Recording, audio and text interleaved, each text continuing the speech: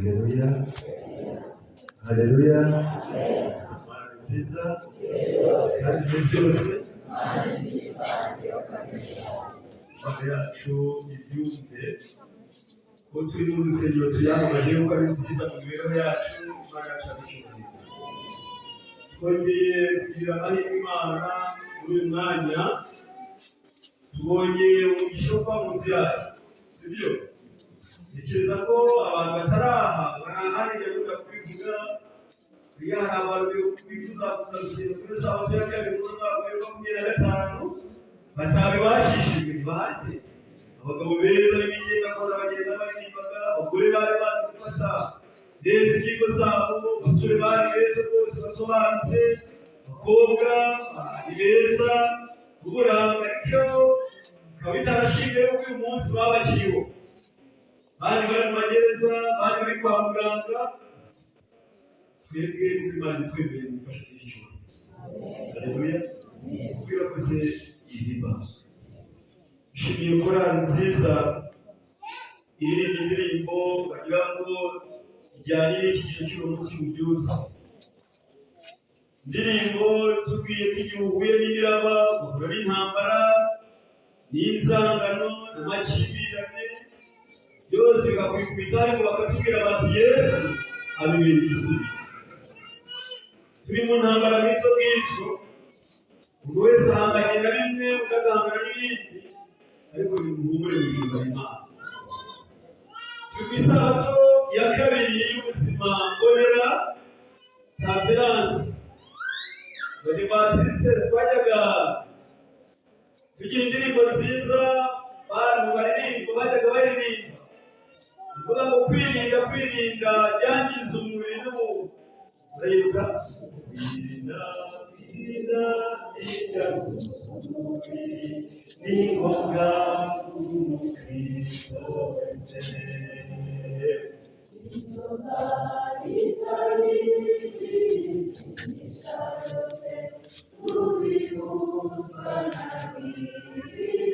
Numva mwizi kandi mwigishije abandi, reka n'abandi twiyibukiranye twize ko uyu munsi ari sabato kwe, kandi ijambo ry'Imana rirambwira mu wirinda yirinda muri iki gusa kuza mu rusengero, uko abandi bavutse wo kwicara, abandi bapfukama wowe rwose ukaba kwa kundi oya.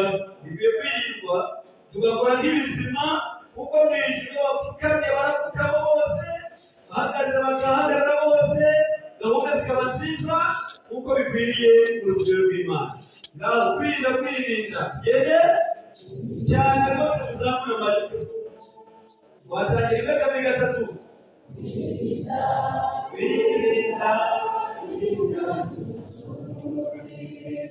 ni ngombwa k'umukristo wese. Inzoga n'itabi n'ibisindisha byose tubibuzwa na Bibiliya.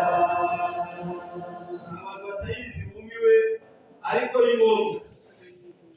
Bano b'Imana tugeze mu gihe kidasanzwe, igihe ibintu bijyanye no kwirinda cyane ku itorero ry'Abadivantisite, umuhamagaro wacu kirazira twatojwe tumaze kugera muri iri torero, abantu babyibagiwe basubira inyuma bajya kubyanduza imibiri yacu, bajya kurya ibitaribwa tutatojwe tugeze muri uyu muryango w'abana b'Imana w'itorero ry'Abadivantisite wa karindwi, bajya kunywa ibitanywebwa kandi kirazira z'itorero basoje zibitubuza, bajya kwambara ibitandukanye n'umuco iri torero ryatoje. Ariko dushimira Imana ko yatwihanganiye kandi twihanganira turinde dutegereje Imana yo kuva mu cyubahiro. Reka uyu munsi mu gihe dufite ububyutse bw'iminsi 10 y'amasengesho, turebe twagiye twatandukaniyeho n'iki muhamagaro wacu, tugirane kugira ngo Imana yiteguye kutubabarira mu izina rya Yesu. Reka dusenge Imana. Data mwiza, turagushimiye amasaha meza duhaye, tukimara kugira amahirwe yo kuza imbere yawe rero udutugaburire. Abantu baba bari imbere yawe, nibo imbere yanjye, ahubwo njyewe ngo mukoreshwa nawe ikibonezamvugo cyose bategura ijambo ryawe kibi cyarangiye aho ubishaka kugira ngo abantu bari aha ngaha bumva gake n'abumva cyane bose babwire mu ijwi ryawe rituje. Hano duhagirije umwuka wera mu izina rya Yesu. Turi ku cyigisho cya gatanu, turi ku munsi wa kane w'amasengesho ubizi turi twahawe. Ni icyigisho cyiza, ndabizi ko muri aha ngaha mwese muri abo basabyi, ndavuga abasaba Imana, turi abasenga tugira ibyo dusaba buri muntu wese wabaza icyifuzo umuntu wasanga afite icyifuzo kiri ku ngingo y'umutima we aho asaba Imana. Yesu bimeze afite ibibazo by'ibyifuzo byo gukira uburwayi, bafite ibyifuzo byo kwishaka gutera imbaraga mu minsi y'imperuka zidasanzwe, bafite ibyifuzo byo kuba barabuze akazi, bafite ibyifuzo by'imitima yabo bamaze kujya kure cyane y'Imana bakumva bahagaze imbere y'Imana, abafite ibyifuzo by'abaciye mu zindi nzira ariko bakaba bumva bose bagarwa hafi, abafite ibyifuzo byo kuba hari abantu benshi ari ibyangombwa babuze bakaba babishaka, babasengera byinshi. Turi kumwe, bafite ibibazo by'ubukene, bafite ibibazo byo kutagira amababa, bafite ibibazo by'abaturanyi batarimo kubyumva kimwe cyangwa bari mu miryango ni byinshi, yewe ni byinshi, ariko umuririmbyi waririmbye amaze kutubwira ko ibyo byose Yesu abifitiye iki?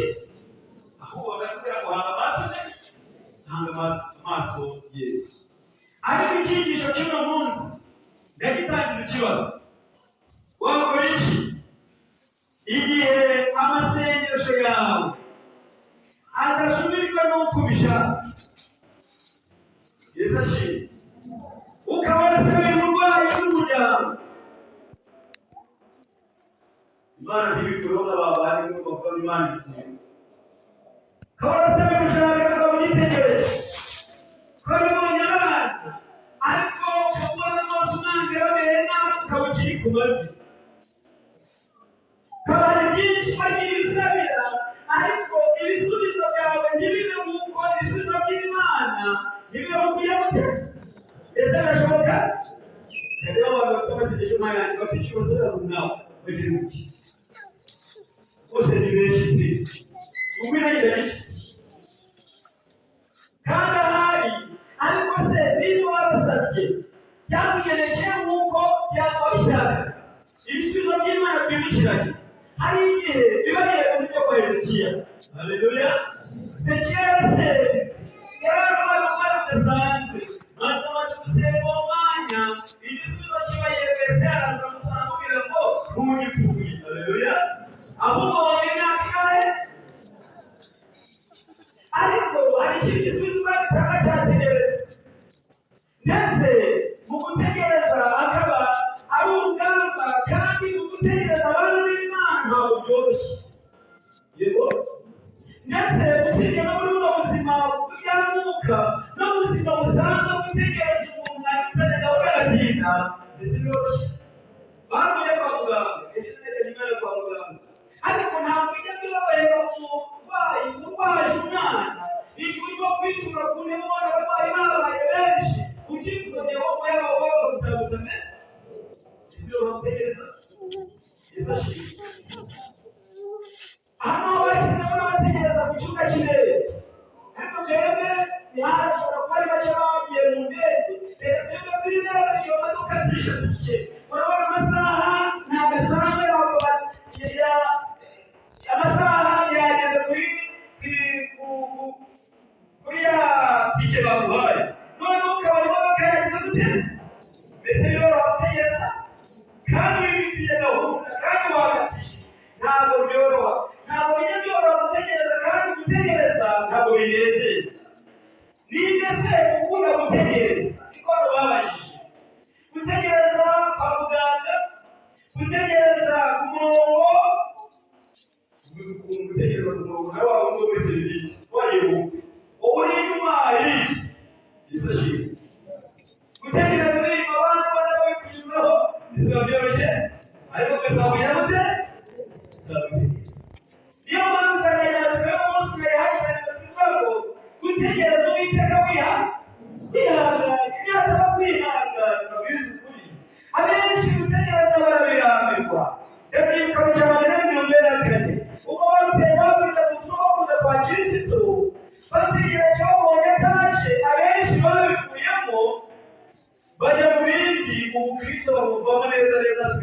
y'abantu 50 kandi barabivuga byinshi.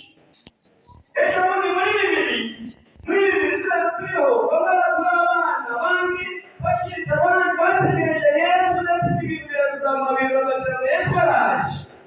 Ariko yataye bitewe no gutegereza bigorana. Abenshi babibwiye ko baravuga bamwe baratangaza bati Yesu arakize ute? N'uyu munsi wa none hari abantu batagira Imana icyizere. Bitewe n'uko ibyo mwategereje byinshi bitabonewe igisubizo. Muri Bibiliya reka mbabwire. Mutegereze ibitego bihari. Muri Bibiliya hari abantu bibiri twereka abantu bageze mu mwanya nawe wagezemo basengeye ariko ibisubizo bigahita biza nk'uko ubishaka. Umugabo wa mbere baduhaye baduhaye bitaga Aburahamu. Ibe umunsi kwa Aburahamu yagomba gutegereza imyaka 25 mbere y'uko Imana isubizeye isengesho rye. Imyaka ingana aguhaye icyumweru wari ku kinene ashaka gukira yamaze igihe kigari cye ariko bareke mu byarabe abo yarabe 38 arategereza ntiyarambirwa none umaze imyaka 20 umaze itanditse umaze ukwezi se wasengeshe muri ibi byahita bijyakuna nk'uko ubishaka. Aburahamu yategereje makumyabiri n'ingahe usibye n'Aburahamu uwo bita Mose kugira ngo ategereze isezerano ryo kubabara ku gihugu cya Egiputa yategereje imyaka igera kuri 40. N'ubwaye gutegereza abantu b'Imana ntabwo byoroshye ndetse Yosefu we yamaze imyaka myinshi ari umurengwa ndetse amara indi muri gereza indi myaka mike muri gereza ategereje igisubizo cy'iki igisubizo cy'Imana. Niyo mpamvu muri Bibiliya hari ingero nyinshi ntabwo ahari ahantu heza ho gutegereza ubutabazi bw'Imana muri Bibiliya hari ingero nyinshi z'abantu bagiye bategereza ubufasha n'ubwo bategereza ubwo gutegereza kuba kwihangana. Bibiliya ivuga ko kimwe mu bintu biranga ubwoko bw'Imana ari ukwihangana. Yesu ashimwe. Niyo mpamvu batihangana bakubwira bati uko byari byo mwategereje kunoza ubwenge. Ahantu bavuga bikajya gute? Agategeko bakiga imoni bivemo batabaye bazanye ingabo mu Isiraheliya bigahita bivuga bati benshi bahuriye muri aho ngaho bitewe no gutegereza y'Imana twahibagiwe. Hano rero baratubwira ngo isengesho muri rusenga bivuye ku mutima ni ukuri reka babize yuko rizasoza. Haleluya. Wese niyo mpamvu muri 91 yatubwira ngo wicokora muri iki gihe mu gihe bamwe barimo gucokora wicokora muri iki gihe mu maso ari iki kandi yongera kuvuga ngo yusaba yongera gute yuzuye. Igisubizo gishobora kudahita kiza ako kanya igihe gishakiye. Basenga cyangwa ngo barasenga igisubizo gishobora guhita kitaza ako kanya kandi biza gute ugishake cyangwa igihe wabigiteze ariko kizaza ku buryo ndetse igihe kizakuboza ubukene bwawe sinajya urashaka kucyubahiro wakuri Imana wese mu rwego mbere kirashoboka ko kizaza mu gihe wowe utari ukigeze kandi Imana ikabikora neza. Umunani se Yesu yahageze ushaka kuzaza ngaho noneho byuka bikora uzabujya gute ndetse tukamenya kwihangana. Hari benshi twasengeye ikibazo hanyuma tumaze kugisengera cyangwa gukunda nanjye ndimo. Hari benshi cyangwa byamara kwanga abantu bagahita bareba Imana bagashaka ibindi bisubizo mu byo bicaye muri iri teraniro. Munsi ndagira ngo tuze kureka tuganirize abantu benshi twashakishije mu zindi nzira tugira ngo hariho birakunda ariko mubabwira ahandi bigiye hanze y'Imana bisoje gute n'ijoro ryayo babikunda akada tuzarebe ko tuzacumereza dutegereze Imana. Ni iyihe mpamvu nyamukuru bitazatubwiye? Impamvu icyapa kitagenda kuko ishaka twegite impamvu itahise bikunda kwa kundi uyu musoro ukamushyira ku mavi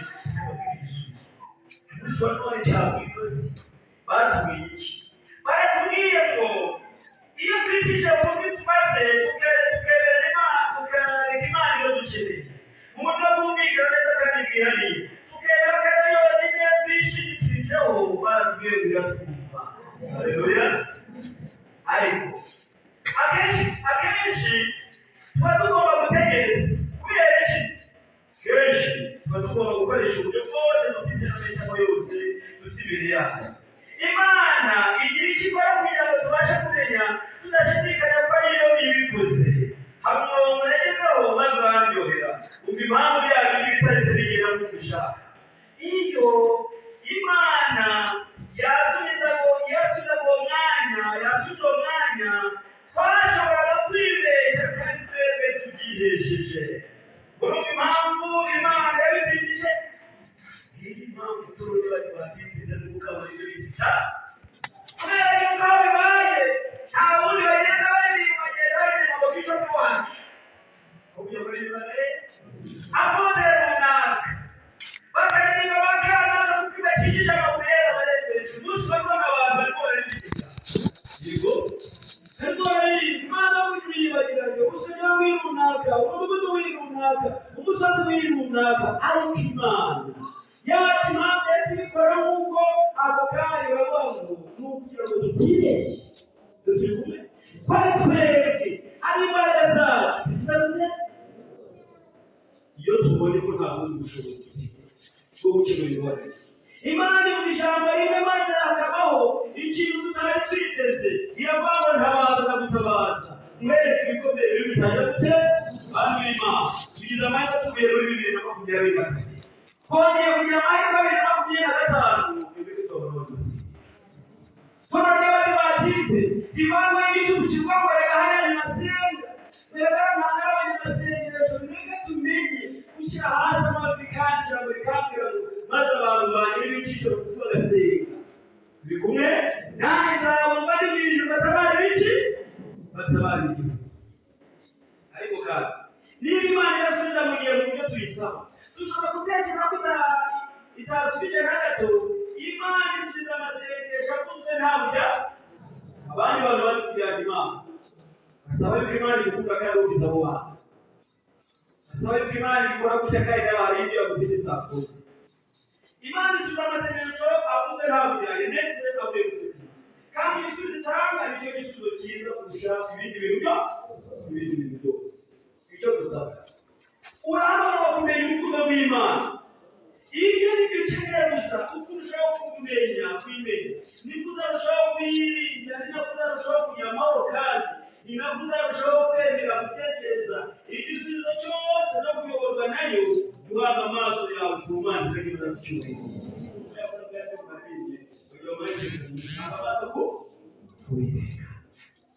niyo mpamvu isomo twasomye baratubwira Bibiliya gusoma Isaya igice cya 20 isomo ryiza twasomye Isaya 20 murongo wa 27 hari icyo batwara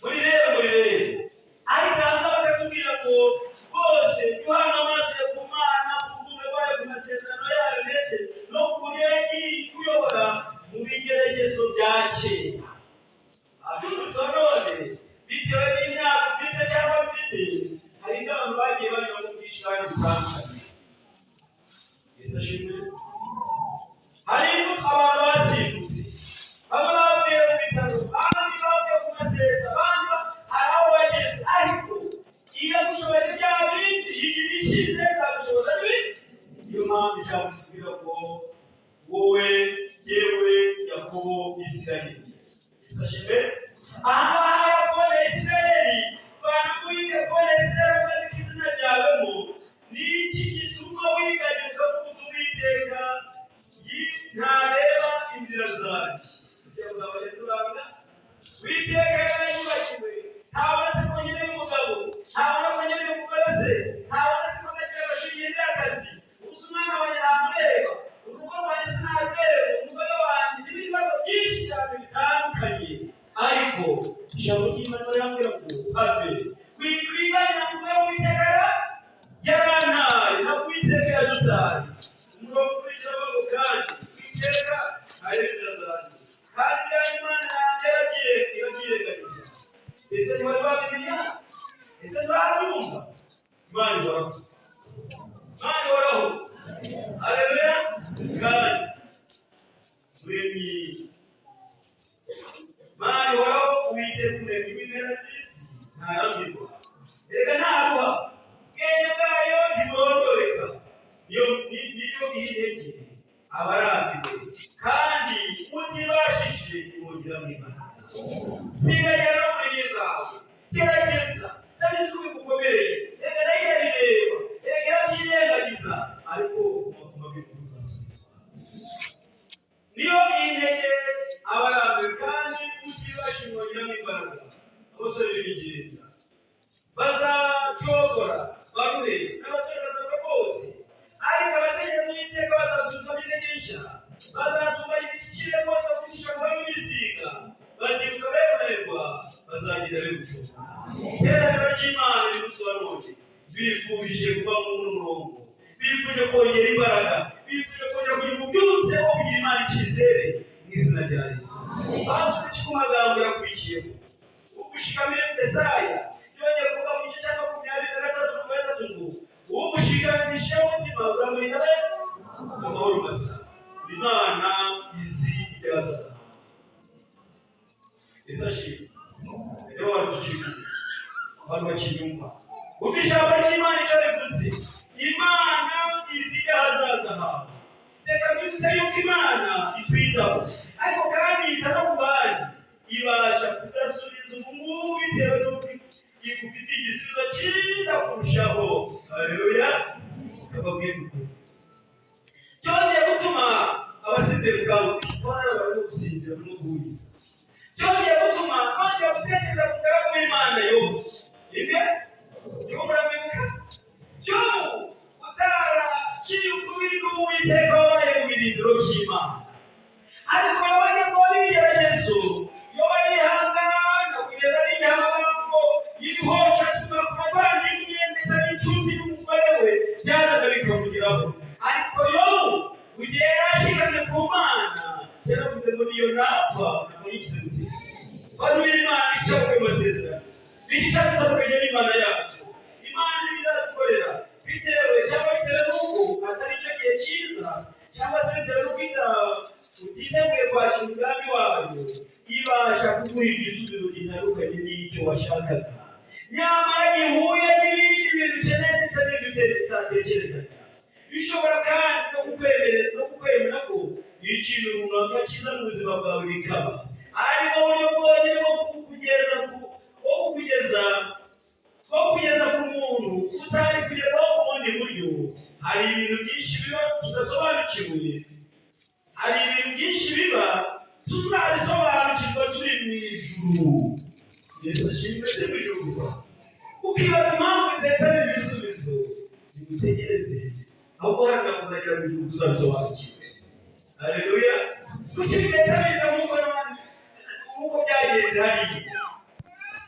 Zirikana ko Yesu ataza mu isi no kugira ngo aduhe ubuzima bwiza mu isi, ahubwo yavuze ko muri iyi si tuzagira amakuba inshuro nyinshi. Imana ikoresha amakuba kugira ngo twigishe. Icyo ni icyitonderwa. Yagira umuntu wese ariwe mugenzi we maze amukangurire kugira ngo yumvire ijambo. Yesu ashimwe. Mukangurire kugira ngo yumvire ijambo. Yagira ababwire ngo buri muntu wese afite ibyifuzo, kandi ibyifuzo bitandukanye, kandi imana yawe urimo kubisoza ni Imana. Yewe nta handi icyerekezo cyacu kiri naho ngaho. Yewe n'abajya mu bapfumu oya mwayobye, n'abajya ku bandi bantu babaha igisubizo gikwiriye oya rwose. Dufite Imana ivuga, dufite Imana ikora kandi ikabigaragaza mu magufa gusa, kandi wihangane. Haleluya. Bavuze iki? Zirikana ko Yesu no gupfa kugira ngo aduhe ubuzima bwiza, ahubwo yavuze ko muri iyi si tuzagira amakuba. Inshuro nyinshi Imana ikoresha amakuba kugira ngo twigishe amasomo akenewe kugira ngo imico yacu irusheho gukomera kandi tuzabone agakiza. Kuko kubabaza kwacu kw'igihaye ariko kanya gato kanone kwiyongereza, kuturemera ubwiza bw'iteka byose kandi bikomeye. Bityo rero aho gusaba Imana ngo ikureho amakuba, ubwiza bigufashe gukura kandi uyakuremo isuku. Ntabwo n'abagabo bikumenyesha. Ndabizi ko abantu muranga mwese, umuntu wese afite ikibazo cyo kwitegereza kubikora. Undi iki? Yenda ikibazo ufite n'icy'umugabo, unafite ikibazo cy'umugore, unafite ikibazo cy'urubyaro, yabuze kugira abana bababonye muri Mariya mukamuti ubuzima bw'ikiyani imbere ko y'urubyaro rw'umuntu. Bafite ikibazo cy'imibiri yananiranye ndetse no mu gihe cy'imperuka muzateza indwara zitagira bake. Abakozi b'inzego z'igihugu babonye n'ubushobozi byaranze gukira umwanda w'icyaha bwabo. Ibibazo n'ibibazo cyane ku mwanzuro wo kuba muri iyi si bafite byinshi mu ntambara, ariko zirikanye hari igihe biba ngombwa yuko Imana ibinyuza aho ngaho kugira ngo igutegure aho baravuga ngo ntabwo mukwiye gusaba Imana ngo ikore ibi ngibi mu gihe hari amasengero yuzuye muri iki gihugu irimo kugira ngo zamuka kugira umwaka wa gabanya ubugingo bw'icyaha kandi bw'ibwira ntabwo w'icyaha kuko ari byo twicaranye kandi biteye ubwoba ukora umwaka use kandi ukora muri iyo singa kujyana mu ijuru uyu mwaka muzawukira muti isi yamuciye n'umwanzi reka bitewe n'umujinya mwinshi ashaka kuducosha isi batugeze isomo ryatubwiye ngo ariko rirarira gute iratonoma kandi atonomera kuri wowe ariko wijujwe ku Imana yatsinze. Iyi Mana rero irayibakiye. Niyo mpamvu batubwira bati bityo rero aho kuzamana gukuraho amakuba, ikuraho inavu, ikuraho uburwayi, ikuraho ubumuga, ikuraho ibinini, ahubwo uyisabe igufashe gukura kandi uyikure isomo yo ibyo bibazo. Ibyo ukeneye cyane ntabwo ari ibyifuzo dusengera, numva kenshi biba ari byo dukeneye, kuko ikintu cy'ibanze dukeneye ni ukumenya Imana yacu. Haleluya. Yubuye arayimenya aravuga ati niyo nawe nayo inzira bivamo ntabwo yibiza gute n'iki kintu cy'intege ukobwa ugategereza bikanga ugahita mu itorero ukajya gushakira amaboko hanze y'itorero ntabwo bizaguhira. Basore namwe nkumi muva mu itorero mukajya ahandi hanze yo kwiga nta hanze hazima ni ibibazo. Bagabo namwe bagore banjye duteranira ngaha ziriya nzego zitandukanye n'iz'Imana dushakira nta mahoro ahari kuko biragira ngo ntabwo y'abakiri bibaye byari byiza. Dusoza uko turushaho kwiyemeza ni nako turushaho kwiyizera. Haleluya. Kandi ni nako turushaho kwiyemera kugira ngo kwiyemera ikagira igikora. Uyu munsi Imana yaguhamagarira kwizera ewe no kwishaka, gushaka ubwiza bwayo, umugambi wayo, byose bwayo.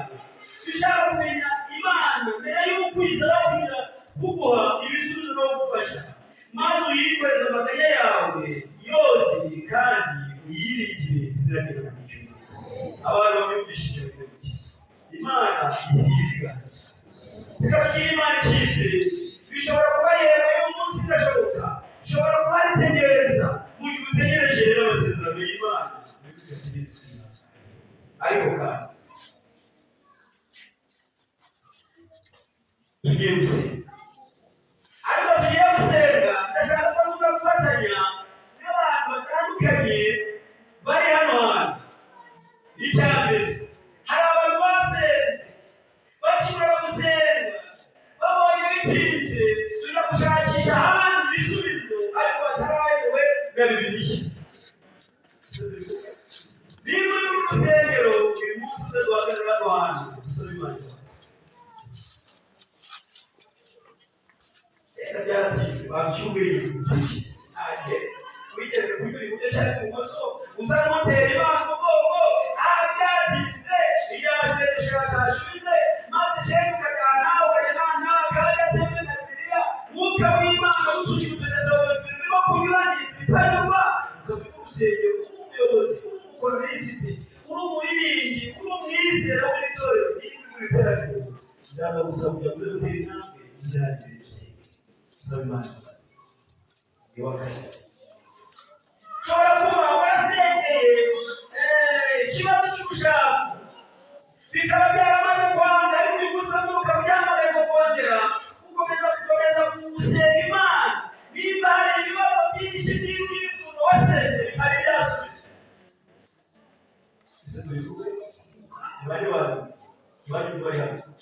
ukaba ufite icyifuzo ariko uyu munsi wa none ukaba ukikuba mu cy'igisenge gisashije waba icyifuzo no gusingiza igihugu ukwiranye uzaba uhagarare kubera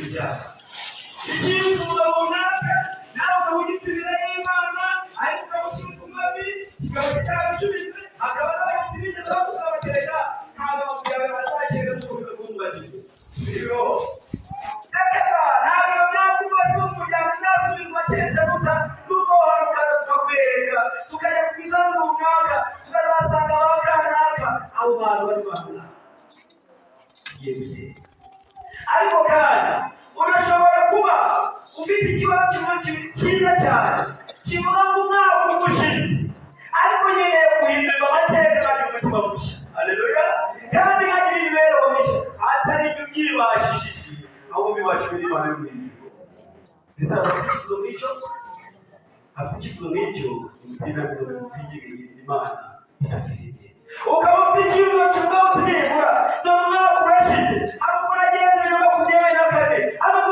Imana igiriye neza ni ukwigendera yuko Imana nanjye yahindura amateka ikawa umutima mushya kandi umutima mushya Imana imutanga yarasezeranye ngo ntabwo babaho ukabisi bayatanga ahubwo ndayatanga n'Imana ariko ukavuga wagenda 2024 bitagenze neza ntabwo uyu musore tugereka Imana ndabizi ko rero kandi abantu babyicaye ndabizi ko abantu bagenze nabi abantu bambaye bitariga abantu bambaye nabi abantu bagenze baciye ukubiri n'icyo Imana ishaka ndagira ngo mbabwire ngo bireke twigire Imana duhindura amateka hari abantu bakiriza rwose idahwe n'Imana uyu munsi wa none ndakwinjiza kugira ngo utambuka ikindi hari abantu bafite ibyifuzo bitandukanye ndakwingingiye kugira ngo uturuka hose icyo cyose tambuka twongere tugereke Imana iki cyifuzo cyawe yewe n'icy'akazi yewe n'ibyangombwa bitaraboneka yewe n'abatangira baba yewe ngenda n'abageragezwa kurwaye ndetse n'ibindi byose bitandukanye yewe n'uburwayi bwawe bwatinze ariko uyu munsi wa none ukavuga Imana uri mu ijuru urareba ndashaka kongera kubikwereka ni abanyeshuri bakeneye kwiyunguza ubwenge nk'ubwo abaheburayo mu gihugu cya Egiputa bari basobanutse ku mashuri yabo iyo babonaga bidasanzwe ni abantu bafite ubukwe bashaka kwereka Imana ni abantu bafite ikibazo runaka bashaka kwereka Imana niba ufite icyifuzo tambuka imbere y'Imana kugira ngo uyu munsi wa none ububyutse bwawe na 25 ahari nawe Imana ibone umutima wawe ibonere uko yongeye kuguha amahirwe nawe wongeye kwiyegura umutima ahari 24 bayirangije ntabwo ari kuba 25 wowe uzayisoza kubera yuko umuntu amenya igihe amaze ariko ntamenya igihe ashigaje niba ndabona icyifuzo ufite ku Mana cyaba gito cyangwa cyaba kinini hari abasaza basabira abuzukuru hari abasabira abarwayi hari abasabira abagore babo hari abasabira abagabo babo hari abasabira n'abandi bose bagize ntabwo uyu munsi wa 2022 uyu mwaka wa 2025 maze twongere tugereke data wa twese tubwiye ngo ashobora byose atubwiye ngo nta kimunanira ariko twagenze kure yayo ariko umunsi wa none Imana yashaka kongera kutuvugururira imitima keneye ko twongera tukagira imitima mishyashya keneye ko twongera tukagira ubuzima bushyashya ikeneye kongera rwose ivugurura mu mibereho yacu hari abanyakirati baranga hari abanyakarero b'ibindi ndetse n'abanyamusano reka umunsi twongere twegura Imana ku mitima yacu ni ukuri hari uko wagenze nawe uciye ubwenge isashime tekereza neza 2024